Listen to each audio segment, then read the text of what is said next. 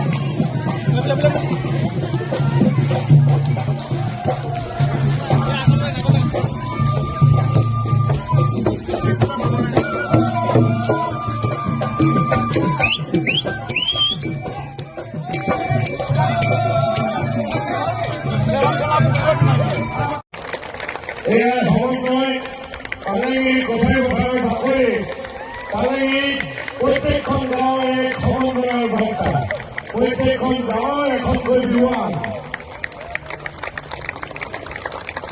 অসমভাৱে এই সমন্বয়ৰ বাৰ্তা পালনি ৰাইজে দিছে। সকলোকে ধন্যবাদ জ্ঞাপন কৰিছো। ধন্যবাদ জনাইছো।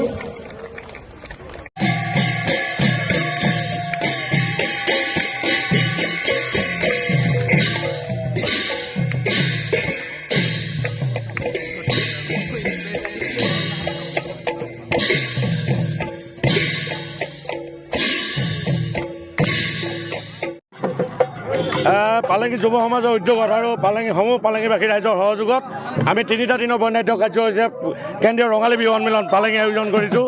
ইতিমধ্যে আপোনালোকে দেখিছে যে বাহিৰৰখনীয়া সাংস্কৃতিক শোভাযাত্ৰা ইতিমধ্যে আমাৰ পালেঙী অঞ্চল পৰিভ্ৰমণ কৰিছে আৰু ইয়াৰ পিছতে আমাৰ প্ৰতিযোগিতা হ'ব।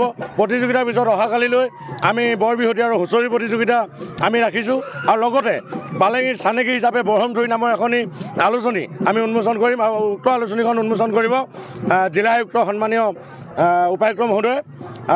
তাৰপিছতে 3 নম্বৰ দিনা আমি জেং বিহু আৰু সাংস্কৃতিক সন্ধিয়া আমি অনুষ্ঠিত কৰিম। সাংস্কৃতিক সন্ধিয়াৰ মুখ্য আকৰ্ষণ যে অসমৰ জনপ্ৰিয় শিল্পী যাৰ গীতৰ সুৰে প্ৰত্যেকজন অসমীয়া হীৰাৰ চকুৰ মণি আৰু হীৰাৰ আমঠি হ'বলৈ সক্ষম হৈছে আমাৰ সন্মানীয় আচাৰ্য বৰপাত্ৰ গোহাঁই, তেওঁক আমি নিমন্ত্ৰণ জনাইছোঁ। এটাই আশা, পালেঙী সমন্বয়ৰ, পালেঙীৰ ঐতিহ্য, পালেঙীৰ একতাক আমি জীয়াই ৰাখিব বিচাৰিছোঁ।